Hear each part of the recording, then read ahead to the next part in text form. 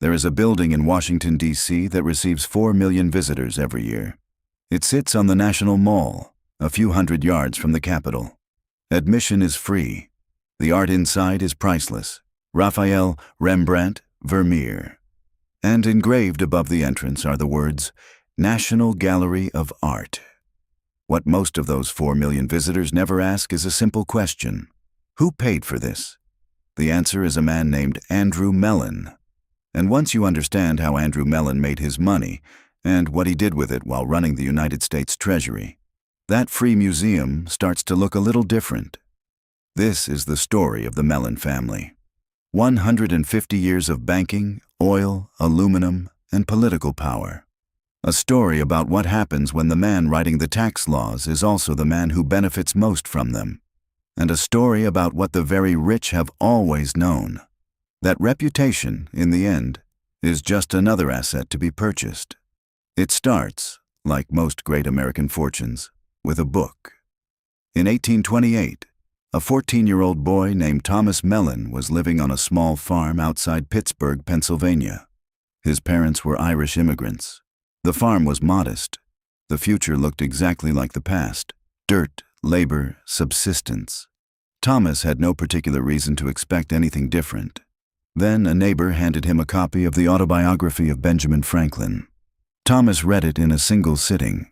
Franklin's story, a printer's apprentice from Boston who through discipline, thrift, and relentless focus on capital accumulation becomes one of the wealthiest men in colonial America, didn't just inspire Thomas Mellon. It gave him a framework, a set of instructions. He later wrote in his own memoir that reading Franklin felt like a door opening in a wall he hadn't known was there. He studied law. He became a judge in Pittsburgh.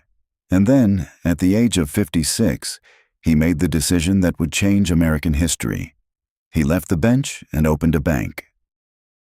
T. Mellon and Sons opened on Smithfield Street in Pittsburgh in 1869. The timing was almost cosmically well chosen. Pittsburgh was on the edge of an industrial explosion unlike anything the country had seen. Steel mills were multiplying, coal mines were expanding, railroads were pushing west. The entire region was hungry for one thing above all else, capital. Thomas provided it. But he provided it selectively, carefully, with the eye of a judge evaluating testimony.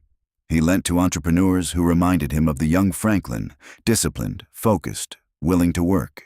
He reinvested every dollar of profit back into the institution. Within a decade, T. Mellon and Sons was among the most powerful financial institutions in the state. Thomas had 2 sons. Richard was steady, methodical, built for operations. Andrew was something else entirely. Quiet, reserved. The kind of man who could sit in a room for an hour and you'd forget he was there. But Thomas saw it immediately. Behind those pale, careful eyes was the same hunger he'd recognized in himself at 14. The same cold, patient certainty that money was not something that happened to you. It was something you built, piece by piece, with discipline and time. Andrew took control of the bank in his early 30s, and almost immediately, he began doing something his father had never done. Thomas Mellon lent money. Andrew Mellon became the company. The method was simple and devastatingly effective. When a promising entrepreneur came to the bank needing capital, Andrew didn't just offer a loan. He offered a partnership, equity, a piece of the future. And then he waited. In 1888, a young chemist named Charles Martin Hall walked into Andrew Mellon's office. Hall had developed an electrochemical process for producing aluminum at industrial scale, a breakthrough that had eluded scientists for decades. At the time, aluminum was so rare and expensive that Napoleon III of France served it on aluminum plates for his most honored guests, reserving gold and silver for ordinary visitors. Hall needed funding to build a factory. Almost every financier in the country passed on the deal. Andrew Mellon did not. That company became the Aluminum Company of America, Alcoa. For the next 50 years, Alcoa held a virtual monopoly on aluminum production in the United States. Every aircraft frame, every engine component, every electrical wire, every aluminum product made in America ran through a company Andrew Mellon had financed and continued to own. Then came oil. In 1889, a prospector named Anthony Lucas approached Mellon with a theory. Beneath a salt dome in southeastern Texas, a place called Spindletop, there was oil. Not a small pocket. An enormous reservoir. The geology suggested it. The evidence pointed to it. But the investment required was substantial, and the risk looked insane to most rational financiers. Andrew Mellon backed him. On January 10, 1901, the Spindletop well blew. Not trickled, not flowed, erupted. A column of crude oil shot 150 feet into the air and ran uncapped for 9 days. It produced more oil in a single week than the entire state of Texas had produced in the previous year. The company built on that discovery became Gulf Oil, one of the largest petroleum corporations on earth. Andrew Mellon owned a significant piece of it. Add Union Steel, Pennsylvania Railroad positions, utility companies, real estate holdings. And by the early 1900s, Andrew Mellon's personal wealth was so vast it was almost impossible to calculate. Estimates place it, in today's dollars, between 300 and 400 billion. He was, by most serious historical assessments, the third wealthiest American who ever lived, behind only John D. Rockefeller and Andrew Carnegie. But all that wealth came with a problem that only seemed to grow: taxes. In 1921, President Warren Harding appointed Andrew Mellon as Secretary of the Treasury of the United States. Mellon was 65 years old. He was soft-spoken, unassuming, not a political figure in any conventional sense. Washington barely noticed the appointment. That was a significant mistake. When Mellon took office, the top marginal income tax rate in America was 73%. It had been raised during World War I to fund the war effort and had never come back down. For a man with Mellon's portfolio, with major ownership stakes in Alcoa, Gulf Oil, and dozens of other industrial corporations, that rate represented a staggering annual obligation. Mellon immediately set to work changing it. His argument was presented as economic theory. He called it scientific taxation. The core logic: if you tax the wealthy too heavily, capital stops moving. Rich investors shift their money into tax-exempt government bonds. The government collects less, not more, but cut their rates and they'll invest. The economy grows. Tax revenues actually increase. It is, in its essential structure, the exact argument that would be repackaged and sold to the American public 60 years later as Reaganomics, and 30 years after that as the Trump tax cuts. Andrew Mellon was the original author. Congress approved it. Over the course of the 1920s, Mellon pushed through 3 landmark tax bills: the Revenue Acts of 1921, 1924, and 1926. The top marginal rate fell from 73% to 25%. Capital gains taxes were slashed. Estate tax loopholes were widened. The Roaring Twenties erupted. Stock markets surged. Corporate profits climbed to levels the country had never seen. Andrew Mellon was celebrated in newspapers from coast to coast as the greatest Secretary of the Treasury since Alexander Hamilton. Time magazine put him on its cover. Economists praised his vision. What the newspapers didn't fully report, what was buried in the fine print of Treasury Department records that almost no journalist examined at the time, was the following. While Mellon was cutting taxes for America's highest earners, his own companies were filing claims for refunds on taxes previously paid. Between 1921 and 1929, the United States Treasury Department, the department Andrew Mellon controlled, processed millions of dollars in tax refund claims for Gulf Oil. Similar refunds were paid to Alcoa and other Mellon-connected corporations. The exact figures were disputed, but the pattern was not. The man writing the tax laws was also administering the tax laws, and the companies he owned were among the primary beneficiaries of both. He served under Harding, then under Coolidge, then into the first years of Hoover's administration. 9 consecutive years as Treasury Secretary, longer than any other person in the 20th century. And then came October 1929. The crash didn't arrive with warnings. The market had been rising for years, fueled by speculation, easy credit, and the unshakable belief that the prosperity of the 20s was permanent. On October 24th, the selling began. By October 29th, Black Tuesday, the market had lost $30 billion in value. In today's terms, roughly $500 billion, gone in 72 hours. Banks began to fail. Factories closed, farmers lost their land, unemployment climbed past 10%, then 15%, then 20%. Bread lines stretched around city blocks in every major American city. Families who had been solidly middle class in 1928 were sleeping in parks by 1931. President Herbert Hoover turned to his Treasury secretary. What Andrew Mellon told him is recorded in Hoover's own memoir, and it stands today as one of the most infamous pieces of economic advice in American history. Liquidate labor, liquidate stocks, liquidate the farmers, liquidate real estate. Purge the rottenness from the system. Let the weak businesses fail. Let prices fall. Let people live more simply. The economy would emerge leaner and stronger on the other side.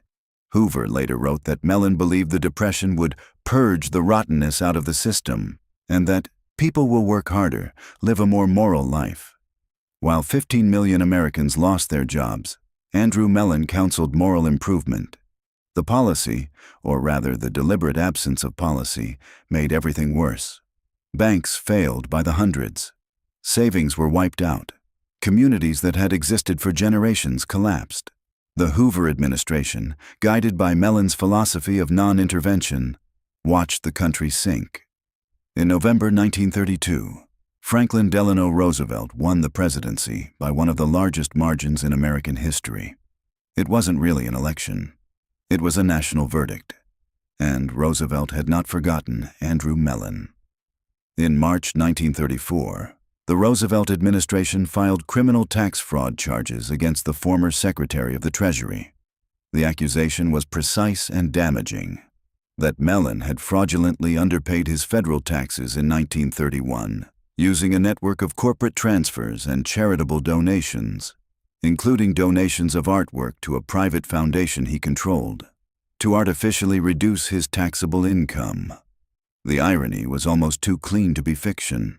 The architect of America's tax policy for 9 years, the man who had redesigned the tax code from the inside, the man celebrated for his genius in structuring the nation's finances, had been, according to the government of the United States, quietly cheating on his own taxes. The trial was a sensation. Roosevelt personally and publicly despised Mellon, referring to him in private correspondence as the master architect of the interests that had caused the Depression. The government's case argued that Mellon had transferred valuable assets to a personal holding corporation and then claimed those transfers as deductions while retaining full practical control over the assets. Mellon denied everything. His legal team was extraordinary. The best defense money, his specific and considerable amount of money, could assemble. The case wound through the courts for 3 years. In 1937, the Board of Tax Appeals issued its ruling. On the criminal fraud charges, Mellon was acquitted. The government had not proven criminal intent beyond a reasonable doubt, but the board also found that Mellon had substantially underpaid his taxes and assessed him for back taxes owed. He never saw the final ruling. Andrew Mellon died in August 1937 at the age of 82, while the case was still being adjudicated. But before he died, he made one final move. In 1936, with the tax fraud case active and the Roosevelt administration publicly attacking his reputation, Andrew Mellon announced that he was donating his entire art collection to the American people. 126 masterworks, Raphaels, Vermeers, Rembrandts, a Botticelli, works by El Greco and Van Eyck, most of them purchased from the Soviet Union's Hermitage Museum during Stalin's desperate cash-for-art sales of the early 1930s. Along with the collection, Mellon pledged to personally fund the construction of the building to house it. He made 2 requests: that his name not appear on the building, and that no other collection, from any donor, ever be turned away. That building opened in 1941 on the National Mall in Washington, D.C., as the National Gallery of Art. Today, it is one of the greatest art museums in the world. Admission has always been, and remains, completely free. It is an extraordinary thing to have done. It is also, by any honest reading of the historical record, timed with extraordinary precision. The donation was announced while the fraud case was active. The collection, the very collection being scrutinized by government prosecutors, was moved into a public institution, removing it from further legal exposure. And a man whose public reputation had been systematically destroyed by a sitting president was suddenly, irrevocably, the man who gave America a great museum. The Mellon Bank survived its founder by decades. It merged with the Bank of New York in 2007 to form BNY Mellon, today one of the largest custodian banks on earth, holding over $2 trillion in assets under custody. The Mellon Foundation, established by Andrew's children, remains one of the most influential private foundations in the United States, funding education, arts, and higher learning. Paul Mellon, Andrew's son, became one of the most generous philanthropists of the 20th century, a gentle, bookish man who loved horses and poetry, and seemed to spend his life quietly trying to be the opposite of what his father had been. The name Mellon is on university libraries, on concert halls, on the National Gallery, on hospitals, on a $2 trillion bank. And the question that opened this story: what if the man writing America's tax laws was also the man who benefited most from them?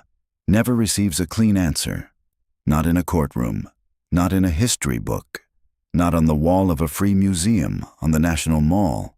Because that's the thing about power at this level. It doesn't announce itself. It doesn't need to.